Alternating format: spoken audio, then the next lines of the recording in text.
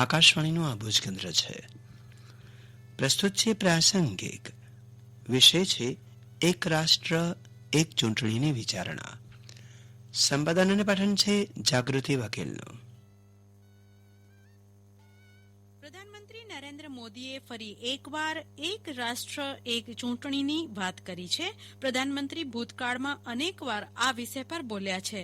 લોકસભા અને રાજ્યોની વિધાનસભાઓની ચૂંટણી એક સાથે યોજવા અંગે ચૂંટણી પંચ, આયોજન પંચ, ન્યાય પંચ અને બંધારણ સમીક્ષા પંચે પણ વિચારણા કરી છે. કેટલાક વર્ષો પહેલા ન્યાય પંચે દેશમાં એક સાથે ચૂંટણી કરાવવા વિશે વિભિન્ન રાજકીય પક્ષો અને પ્રાદેશિક પક્ષો તેમજ શાસકીય અધિકારીઓનો મત જાણવા માટે 3 દિવસની કોન્ફરન્સનું આયોજન કર્યું હતું. કોન્ફરન્સમાં કેટલાક પક્ષોએ આ વિચાર સાથે સહમતિ દર્શાવી, જ્યારે મોટાભાગના પક્ષોએ તેનો વિરોધ કર્યો હતો. તેમનું કહેવું હતું કે આ વિચાર લોકતાંત્રિક પ્રક્રિયાની વિરુદ્ધ છે. સ્પષ્ટ છે કે જ્યાં સુધી આ વિચાર અંગે સર્વસંમતિ બનતી નથી ત્યાં સુધી તેને વાસ્તવિકતાનું સ્વરૂપ આપવાનું સંભવ નહીં બને. આપણા દેશની વિશાળતા જોતા દર વર્ષે કોઈને કોઈ રાજ્યમાં ચૂંટણી યોજાતી રહે છે. આનાથી શાસકીય અને નીતિગત નિર્ણયો પર તો અસર પડે જ છે, સાથે જ દેશની તિજોરી પર પણ બોજો પડે છે. આ બધાથી બચવા માટે નીતિ ઘડવૈયાઓએ લોકસભા તથા રાજ્યોની વિધાનસભાઓની ચૂંટણી એક સાથે કરાવવાનો વિચાર વહેતો મૂક્યો હતો. એક રાષ્ટ્ર એક ચૂંટણી આમ તો નવો પ્રયોગ નથી. આ પૂર્વે વર્ષ 1952, 1957, 1962, 1966માં લોકસભા વિધાનસભાઓની ચૂંટણીઓ એક સાથે યોજાઈ હતી. 1968-1970માં કેટલાક રાજ્યોની વિધાનસભાઓ જુદા જુદા કારણોસર વિખેરી નાખવામાં આવી ત્યારે આ ક્રમ તૂટ્યો હતો. એક રાષ્ટ્ર એક ચૂંટણી અત્યારે કેમ ન કરાવી શકાય એવો પ્રશ્ન થાય એ સહજ છે, પણ આ માર્ગમાં કેટલાક અંતરાયો છે. એક તો 1966ની સરખામણીએ આજે દેશની લોકસંખ્યા ખૂબ વધારે છે. જો કે આની સામે એવી દલીલ થઈ શકે કે દેશની વસ્તી વધી છે તો સાથે ટેકનોલોજી અને અન્ય સંસાધનો પણ વિકસ્યા છે. સતત ચૂંટણીઓના કારણે દેશમાં વારંવાર આદર્શ આચારસંહિતા લાગુ કરવી પડતી હોય છે, જેના કારણે સરકાર આવશ્યક નીતિગત નિર્ણય નથી લઈ શકતી અને વિભિન્ન યોજનાઓને લાગુ કરવામાં સમસ્યા આવે છે. સરકારી ખજાના પર વધારાનો આર્થિક બોજો પડે છે.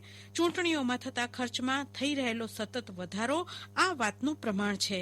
એક સાથે ચૂંટણી કરાવવાથી આ પ્રકારની સમસ્યાઓથી છુટકારો મેળવી શકાય છે. પ્રધાનમંત્રી મોદીએ એક ખાસ વાત પર ધ્યાન દોર્યું છે કે પહેલા લોકસભા ચૂંટણી માટે મતદાર યાદી બને, પછી વિધાનસભા માટે બનાવવાની કવાયત થાય અને પછી કોર્પોરેશન કે પંચાયત ચૂંટણીઓ માટે આવી યાદીઓ બનાવવાનું કામ હાથ ધરાય છે.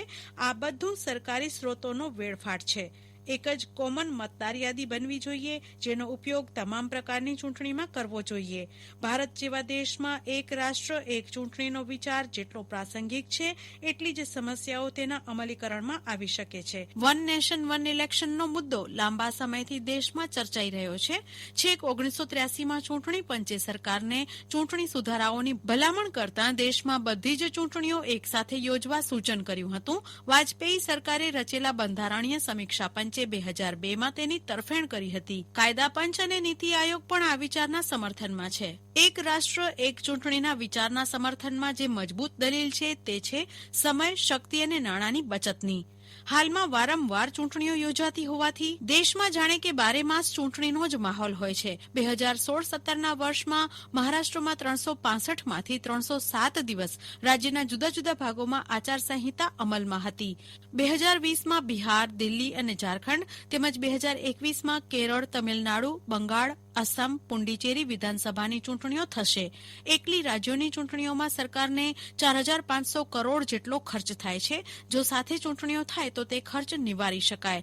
બંને ચૂંટણી માટે એક જ મતદાર યાદી બની શકે અને વહીવટીતંત્ર તથા પોલીસ તંત્રનો પણ એક સાથે ઉપયોગ કરવાનો થાય. આ મુદ્દાને ફાયદા અને ગેરફાયદાની રીતે મૂલવવાને બદલે સતત વિચાર મંથન કરતા રહીને સર્વસંમતિ સાધવાનો પ્રયત્ન થતો રહે. દેશના હિતમાં લાંબા ગાળે આ બાબત ફાયદાકારક સાબિત થવાની હોય તો તેના પર અમલ થવો જોઈએ. એક રાષ્ટ્ર એક ચૂંટણીની વિચારણા. આ વિશે પ્રાસંગિક આપે સાંભળ્યું. સંપાદન અને પઠન હતું કલ્પના શાહનું. આકાશવાણીનું આ ભુજ કેન્દ્ર છે.